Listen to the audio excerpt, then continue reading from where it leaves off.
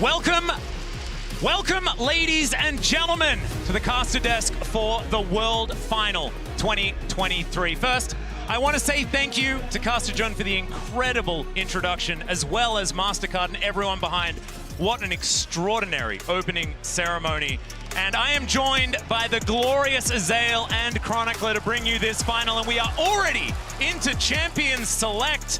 Gentlemen, you're not even able to say hello. Let's go through these bands. Hello, let's get into it. I have got chills all over my entire body after that opening. I know. Just incredible, incredible stuff. But this is going to be so exciting. Game one, Weibo have selected blue side, and we have to see what they can get done with it. T1 absolutely a terror on red side throughout this event. And one of the big questions coming in was, what is Weibo's plan going to be in game number one? Seeing that they are the underdogs, we have our answer. 100% Faker's playing a different champion this time around. This was such a discussion point of would mid lane be that focus? Maokai left available, but you have to know Rel is available for owner, and he has been stellar on it. There's a lot of options here. Bot lane focus could be big as well, and they're going to do it right away. And this is the thing, the Kalista has been such incredible priority. It was something actually used against T1 in the JDG series, and I think Renata Glask is the most important champion for this series as a whole. Crisp, incredible on the champion. Carrier, of course, debuting it in their very first game in the Swiss stage at Worlds. So this is very, very important, especially to see what the rest of Weibo's plan is. And not only does it deny Crisp, we've also seen Carrier himself be extremely successful on this. Carrier Renata, Renata Kalista rather, incredibly hard to deal with. It will be the Shy going back to the Aatrox, which has been the main blind pick, but Zeus immediately in game one pulls out his Yone. Also Xiao, who will be playing the Jace, meaning we get that Maokai Jace combo that has terrorized the Rift all year. Yeah, this is going to be incredibly exciting. Getting the Yone here, game one in the finals. T1 getting spicy already. And now is it actually the Yone for Zeus? That's the question. Faker. Because Faker has played, I believe he celebrated his 70th unique champion this year. People have been talking about Faker's champion pool. It's a really interesting topic, right? Because we don't know how much he's been practicing recently, but I think he's played the most champions professionally out of any other person on the planet. Exactly. I mean, this guy is the consummate professional. He's such a grinder. He's been back from his injury for quite some time, so you have to give him that respect that he can play everything. It is going to be such a focus down towards bot lane, though, now, as T1 are the ones blinding their bot lane. They're going to be banning away the Varus, the Ashe, two of those really highly prized picks. Crisp has been playing more of the enchanters, though. He's moved towards things like Lux and Heimer when Renata was gone, so I'm going to be interested to see where he actually takes us. I'm also really big fan of the bans here from Weibo, because we now have, I think, Owner's best champions all gone. The Rel and the J4 are the front, but his Sejuani also was quite strong, and taking that away might put Owner in a tough situation, and he has been the player that improved so much throughout, or rather from summer to the World Championship. Putting him in a difficult position could be a big win, as it is the Ahri for Faker. So Faker's Ahri coming out, and that does immediately make you think, could it be a Vi as that last pick? You know, the Vi-Ahri pairing has been so popular throughout the year. There's also an angle to play like a Poppy or something like that if we get more dash-style champions coming out from Weibo. But it's going to be Senna TK just trying to neutralize this bottom lane here. And we'll see how well it's going to do. Yeah, this is something that a lot of people have been talking about as well. The fact that Light and Crisp can go back to this style, we've seen already that they can play it to great effect. We'll see what the answer is going to be, though. Hard engage into the Tahm Kench is something that can be a little bit difficult if it is single target. So maybe not the Vi here, and maybe it could be the Poppy for Owner. We'll see where he decides to go. I feel like Wukong could actually be a pretty good answer. Lee Sin! Okay. All right.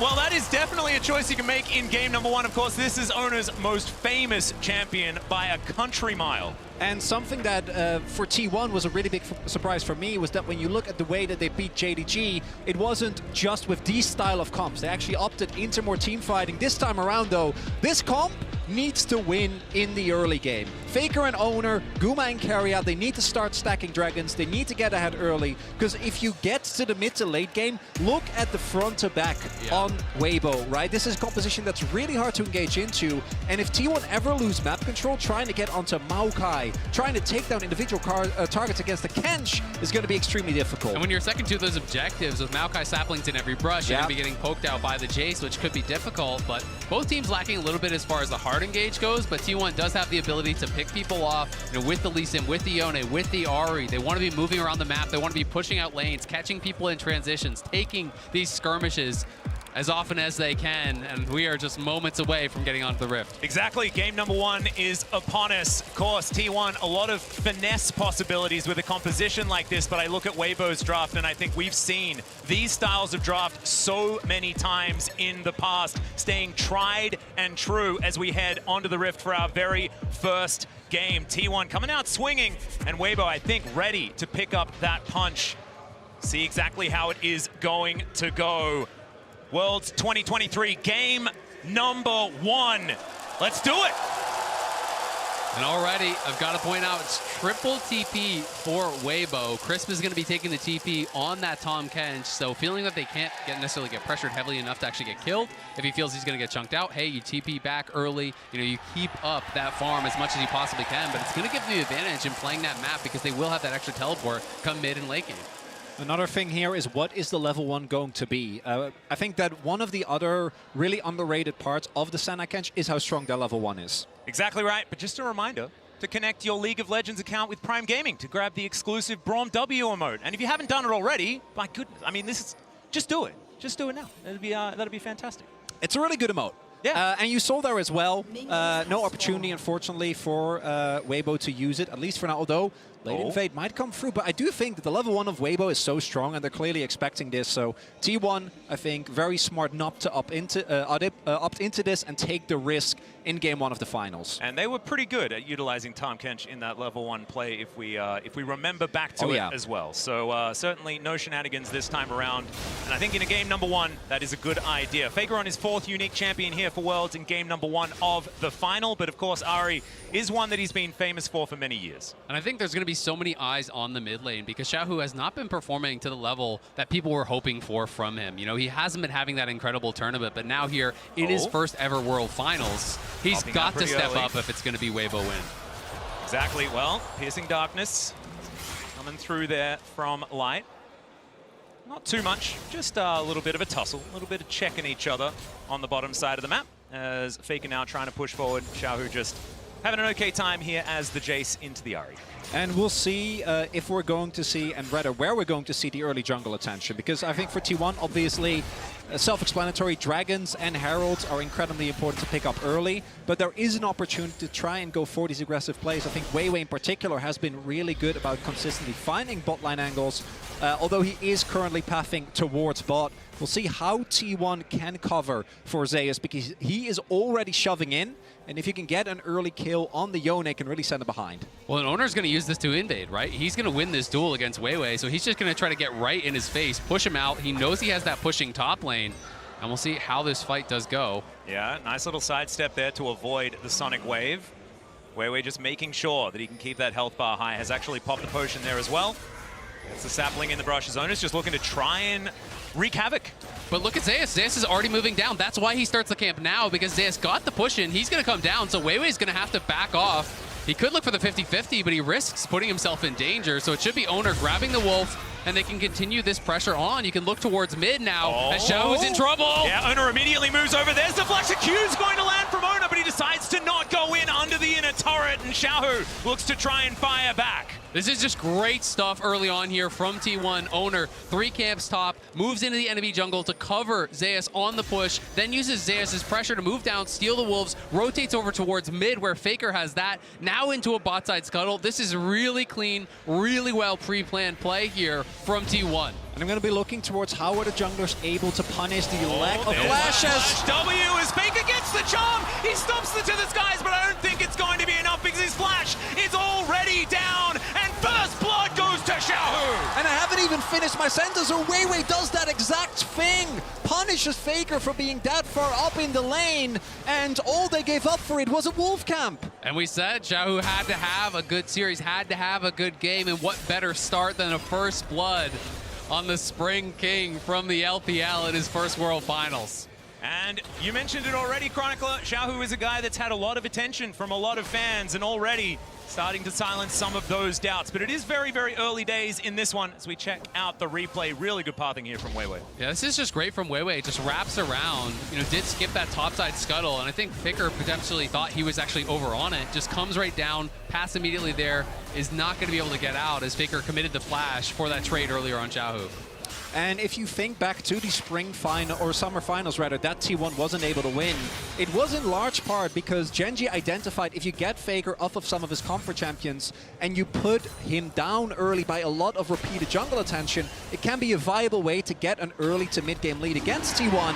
And we've seen that they can struggle in that situation. And particularly with draft like this, you need to win. You can't try and kind of go through the middle, maybe pick up a dragon or two. No, you need to be able to dominate from the get-go. And Ari Pre-6 is one of those champions that you really can take advantage of. That is why Azir was so key for T1 in their playoff run. And Weiwei, it's interesting to note that it was that first gank in towards mid. He has been so heavily prioritizing these bot side ganks throughout Worlds. In the LPL, it was much more about playing towards the Shy, but at Worlds, it has been about playing towards Crisp, playing towards Light. And I really wanted to see what his game plan was going to be coming into Worlds, because clearly T1 would be prepped for that. Well, Owner going to clear out some vision. As you can see, Control Ward in the Drake pit. First one going to be a Chemtech Drake. And Owner is going to very happily join Carrier as they look to take this one down. So at about 6 minutes into the game, we will have our very first Dragon. Faker coming on over, not going to be able to steal anything away, just getting some information here for T1.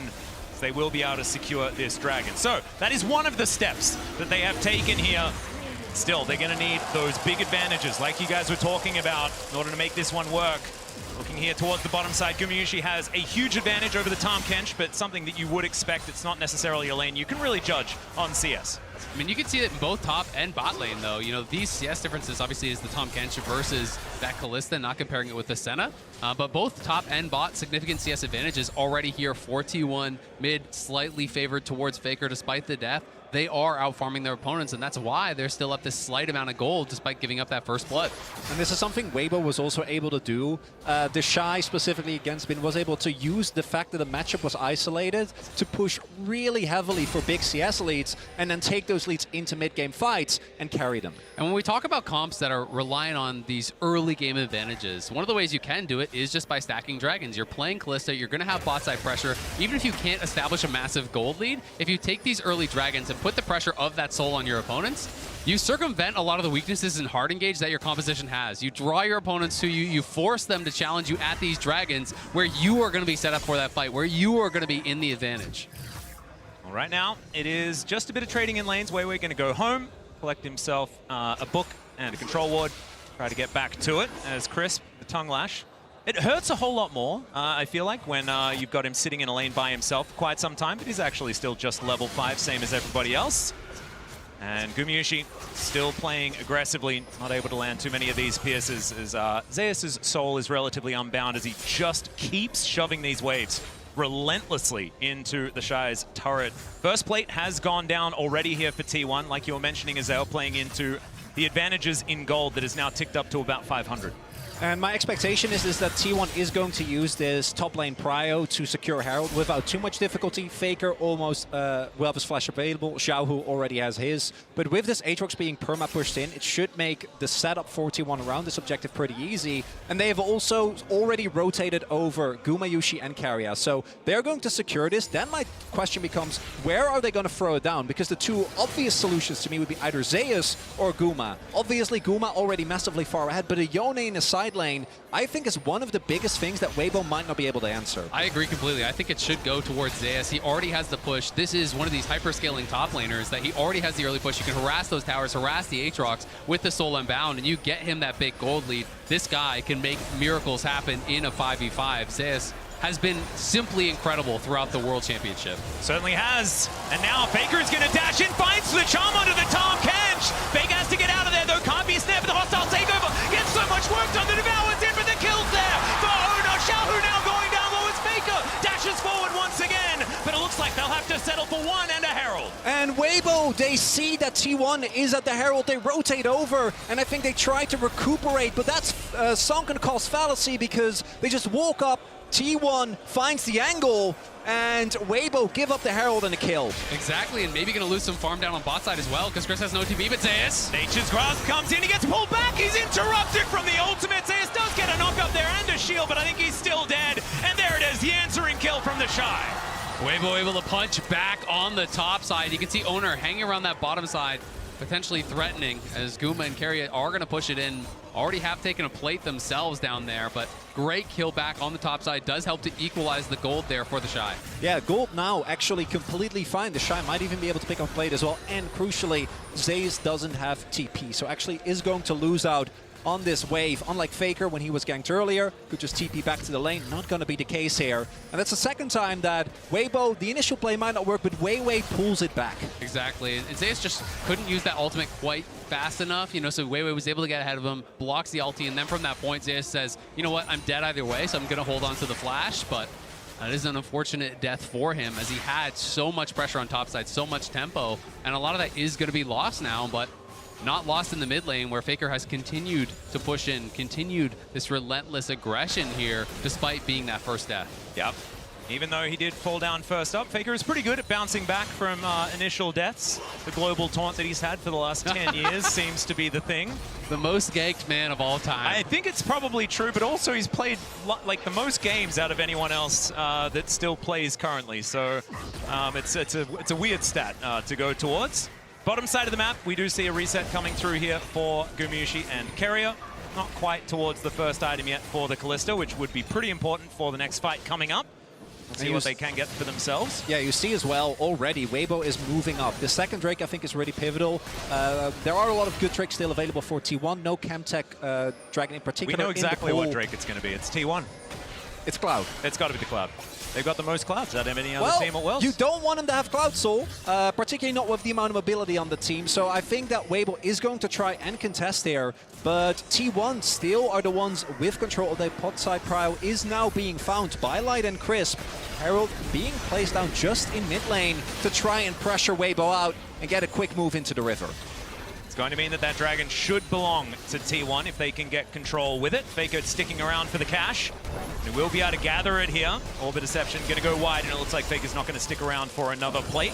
As Weiwei going for a reset, they're going to give up the second Drake as well. Yeah, I think there's just no real angle for them to contest from this point. Owner drops the Herald mid, they get Prio there, they reestablish Prio down on that bot side, move up through the river. And with Keria and Guma at such a strong point early on in the game, it is going to be Cloud Soul. Yeah, it's not a question mark. I did tell you. I informed you. I didn't pose a question. Well, Atlas, I always want to believe that you're right about dragons. And in case of Clouds, I got to say, you often are. Yeah. And do you know who was actually the one that told me that my love of Clouds was actually okay? It was Azael. As Crisp is taking some damage here towards the bottom side. It's all right. I've always been a Cloud believer. Yeah. Yeah. Yeah. Move speed turns out pretty good. Uh-huh. It's a pretty good stat. And Zeus not going to... he's actually going to utilize some move speed to move out of the Infernal Chains. Look at nice that. Transition. Proving your point immediately, Azael. You love to see it. Owner is here, though. It's going to be a 2v2. Zeus taking a bit of damage as the Q comes down. There's the ulti. Nature's Grasp, but look at the knockups. The kickback. Weiwei punches him out of it. Oh! Dawning Shadow flies through to help get the kill onto Zeus. It looked good for T1, and Weibo struck back. And Light saves the play.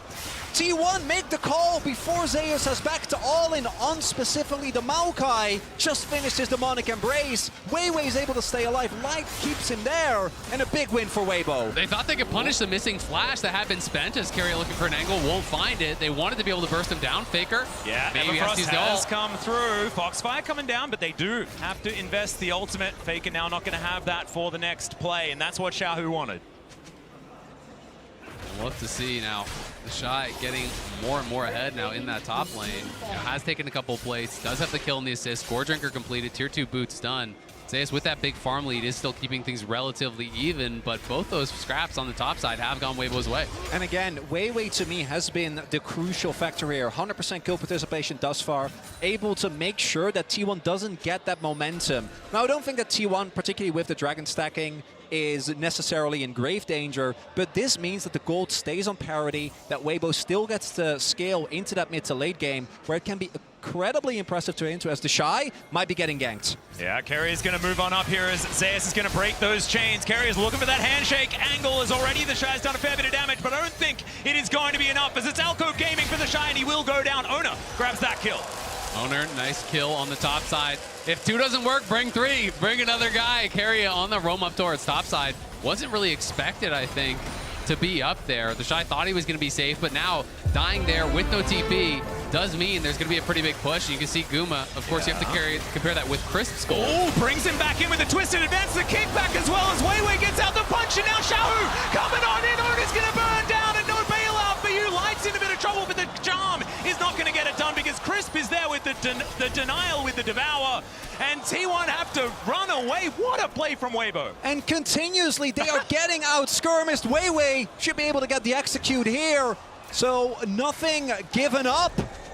And Weibo walk away victorious again. Weiwei has just had such an incredible journey as a player. You know, this guy first starting on V5, came in with them, played with BLG, and since joining, Weibo has made such a difference with this team, has really transformed the team, has such good pressure in the early stages, and him getting going early always spells good things for this team. Certainly does. Let's have a look at the play one more time.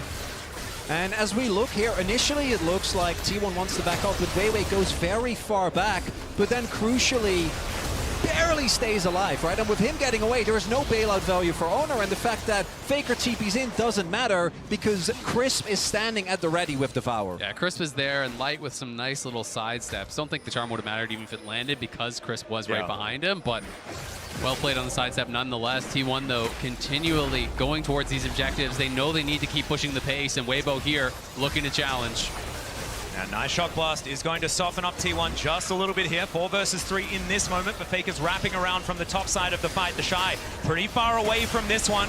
And Zeus is moving in, gets over the wall. There's the ult. It's going to be dodged as he gets himself out of there with the Unbound Soul. And T1, they are going to be able to secure the Herald. Forces the flash from Light, and they get the Herald. Really nicely done from T1. That is what has been going their way all game long. And now I'm wondering, can T1 also get themselves to this Dragon in time? I think they just have enough time to still get the backs in, make their way, spend their money, and then try and set up this soul point very early on. Because while when it comes to gold, Weibo has been able to stay very relevant, if T1 pick this up, they will have gotten every single objective thus far, and it will at the very least force Weibo to maybe make some tough decisions once Zeus in the sideline becomes harder to deal with, because I wouldn't be surprised if he ends up going for Hullbreaker again. And this is such an early soul point that they will be moving to. Their 3rd Dragon here taken, if they can get it, around 17 and a half minutes into the game. You know, threatening that 22, 23-minute soul would be a really tough spot here for Weibo. So they have to get mid lane control. They have to be able to push this out, then move into the river. They want to be first to the scene. You can see Weiwei trying to keep these saplings down and harass T1 as they try to move in. But in the bot lane, it's Zeus with the push there. And if he can get Pryo down on that bot side, they can potentially set up a flank from multiple angles. Yep, Oner should be able to put the Herald down here as well to help them get that mid control, get towards that Dragon. But you can see Weibo don't want to give up the river right now. Weiwei just standing stalwart. The Shy is going to turn up. Charm is going to connect, but Faker probably not wanting to go in on that one. You're going to connect from Oner and T1, just keeping up this pressure, allowing Weibo to move into that river, knowing they have Zeus very close to that bottom wave to keep pressure in the lane. Exactly. Zeus threatened moving up. He went, just did the Gromp. Now he's down back towards that bottom lane, pushing that out. So forcing the response from the Shy. T1 are happy in this stalemate position right now. They still have the Herald to work with. So if Weibo overcommit towards the Dragon, they can just drop Herald mid and guarantee that tier 1. Kerry is going to miss the handshake, but the Q's going to land from Oner. Weiwei could avoid it with a twisted advance. Oner not going to go in as the Everfrost, it gets the Devour. Gumayushi getting himself out of there and utilizing his ultimate to save Carrier as well, but that is so many cooldowns, and now Weibo have started up the Drake. Weibo might be looking to go for it. They've also used a number of cooldowns themselves, most notably the Shy and Weiwei's ultimate. We'll see if T1 tries to go for an alternative play, just push mid, but it looks like Weibo isn't even going to give them the opportunity. As Oh, there's the kick flash. Xiaohu's going to be pushed into Faker. The flash forward, but the charm is going to miss. What? The Pierce doesn't land, and Xiaohu just walks it off. No worries there at all as Crisp is under the turret. They throw down Herald, but Zeus has found 2 with the ultimate. Light goes down so low, but isn't going to survive. Weiwei trying to get himself out of there, and the Shy is given up on. Weiwei running the wrong direction, but they at least get the Dragon. Weibo get the dragon, but T1 get the kill. Xiaohu lucky to get out of that one, but Wei, he's going home in the body bag. That is the final kill there from Owner. And that is the first fight that T1 have won, but they've lost that dragon stacking that you were talking about earlier, Chronicler. And so we'll see whether they can grab that next one and keep this level of pressure up, because 2.3 thousand gold, is that enough of a lead for this early game composition? And there is a reason why Owner's Lee has been feared. And the funniest part to me is this play doesn't even matter, because Xiao actually is able to walk it off. Another miraculous survival. Faker doesn't get the chase because of Crisp, but then it's Zeus who got put down in lane that makes the hero play. Exactly, comes in on the other side. There's no Devour because Crisp was over saving his mid laner, trying to defend there. So Light is left vulnerable, and Light is punished big time. T1 getting that major gold injection in, and you can see a lot of these towers that they've been pressing. If you look on live, Faker taking down that top tier 1. A lot of these turrets have been getting lower and lower from this T1 lane dominance. Yeah, you can see there's a lot of relief on Tom's face there as well. Hoping that T1 can get this mid-game sorted out. Owner stealing away some Raptors. Full vision given over to Weibo. 3.5 minutes on the clock when it comes to the Drake, as in goes Zeus. Xiaohu just boops him away, and Owner is going to come through as well. Xiaohu in still a lot of trouble. Safeguard comes in, Xiaohu moving away from the Lee Sin to the skies, comes down. The Devourer is there, it was Crisp coming forward, and he saves his mid laner, but that is a lot invested. That's the problem, is that even though Xiao makes it out alive, Crisp uses TP, and they're not even going to be able to save the turret. So even though Zeus isn't able to actually clip Xiao, who he sidesteps the ultimate, it's still a big win, and the Hull Breaker is in fact done, and it makes him such a menace in the side lane. Exactly, it's incredibly difficult to deal with him. They become incredibly tanky, and one of the most underrated parts about this is how tanky it actually makes the cannon minions. They become very difficult to actually wave clear out. It allows you to harass your opponent, but Guma could be in a bit of trouble here as Crisp looks for it. The immediate cleanse does get out of the way. Nature's Grasp isn't going to connect, but there is the twisted advance. Hostile takeover across everyone though, but the Shy is just gigantic. Guma trying to hop away. The Fates call the knockups, and meanwhile Wei is going down. Faker collects it before falling down. Crisp has to go though because he's so incredibly low, and Zeus is tearing them to shreds.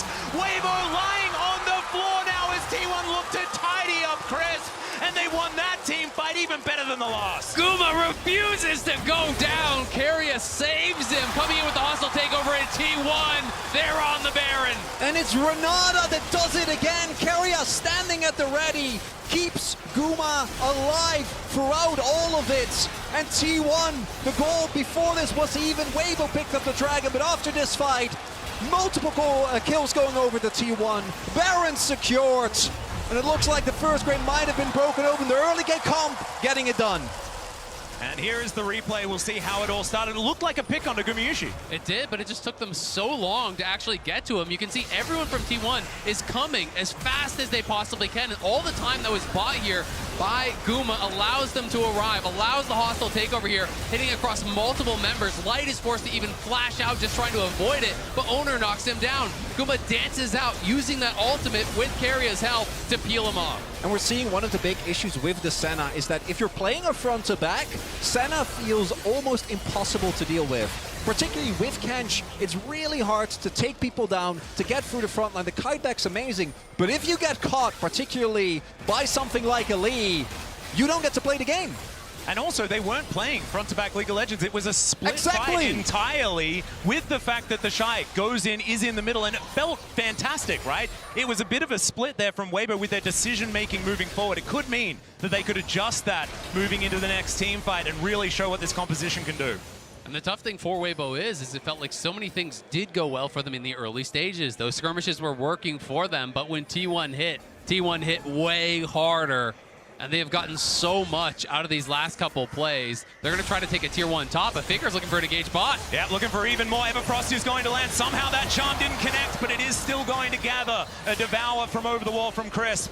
T1 will settle for this inner turret. And this is where the earlier Drake from Weibo is going to feel like a miracle in the sky. Right? If they didn't have that, would be just a soul point in addition to all the turrets that are there for T1. Now, Sure, they're not going to have the soul. You still have 5 minutes of time. It's not looking great, but at the very least, they'll have one more opportunity to try and get something going. My main issue is, particularly with Zeus now completely back in the game and sitting on a pretty ludicrous gold advantage, 3K in the sideline is going to be untouched. I mean, even in the team play, he just finished an IE.